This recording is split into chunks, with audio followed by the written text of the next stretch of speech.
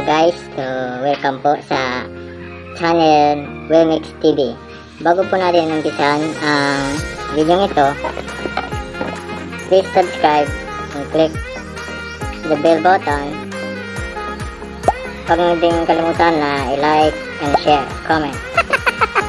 So ayun guys, umorder po ako ng fishing rod at saka spinning reel. So ang dumating sa akin guys, yung spinning reel. So yung fishing rod ko, i-cancel nila sada. Wala, 2 weeks ako naghintay. So ang gagawin natin, gagawa tayo ng rod na yaring kawayan. So guys, simulan natin ang video.